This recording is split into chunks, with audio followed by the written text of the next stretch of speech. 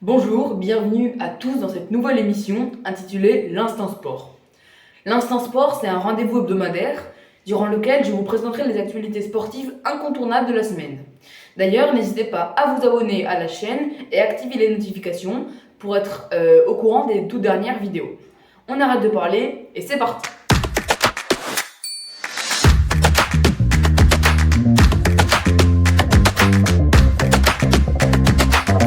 Impossible de débuter Instant Sport sans parler de cyclisme et bien évidemment du Tour de France 2023.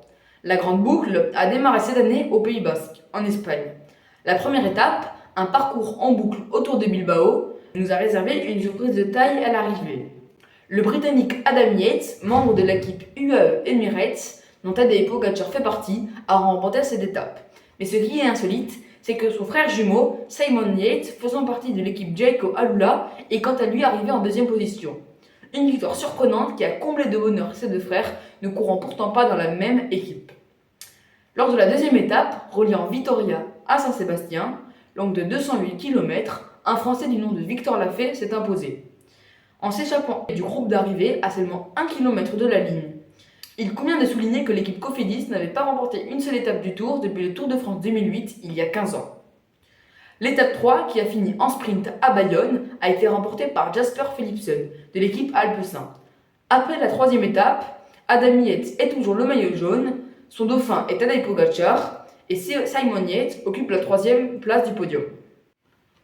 Passons maintenant au basketball avec la Coupe du Monde U19 où malheureusement les Bleuets se sont inclinés en finale face à l'Espagne sur le score de 73-69. Néanmoins, saluons leur performance exceptionnelle en éliminant les États-Unis sur le score de 86-89 en demi-finale. A noter que les États-Unis, battus par la Turquie 84-70, ne monteront pas sur la troisième marche du podium et rentreront les mains vides, une première depuis 2011.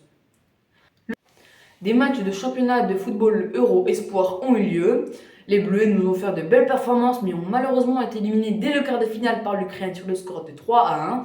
L'Ukraine retrouvera l'Espagne en demi-finale prévue ce mercredi 5 juillet.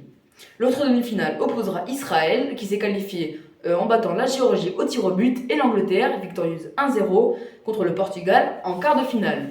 Côté transfert, on a appris une nouvelle arrivée en Arabie Saoudite, c'est celle de Edouard Mendy, l'ancien goal de Chelsea qui débarque à Al Ahly.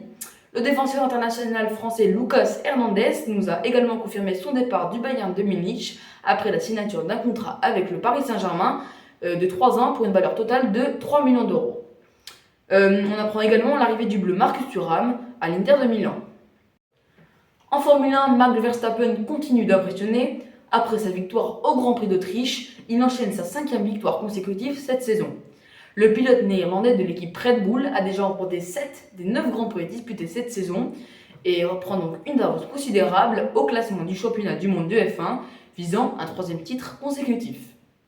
Faisons un bref détour par le rugby car il y a une information intéressante à partager. En effet, Antoine Dupont, capitaine de l'équipe de France et joueur au Stade Toulousain, prêtera sa voix à la SNCF pour les annonces dans les gares lors du Mondial 2023. Je rappelle que ce mondial se déroulera en France du 8 septembre au 28 octobre 2023 et nous aurons donc le plaisir d'entendre la voix de notre capitaine dans les gares du pays. Terminons cette émission en évoquant les Jeux européens de Cracovie qui se sont achevés ce dimanche 2 juillet. Pendant ces 11 jours de compétition, les meilleurs athlètes du continent ont brillé de mille feux. Les Français se sont particulièrement distingués en escrime en remportant 3 médailles d'or, ainsi qu'en boxe où ils ont remporté 3 médailles d'or, 3 médailles d'argent et 3 médailles de bronze. En breakdance, Danidan a décroché la médaille d'or en s'imposant en finale face à un Néerlandais sur le score de 2-1. En tennis de table, le jeune prodige Félix Lebrun a remporté les Jeux européens âgé seulement de 16 ans.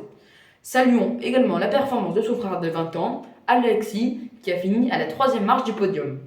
Au tableau final des médailles, la France finit 5e nation européenne avec 17 médailles d'or. L'Espagne remporte ses Jeux européens avec un total de 100 médailles. Merci de m'avoir suivi jusqu'à la fin et on se retrouve la semaine prochaine pour un prochain Instant Sport.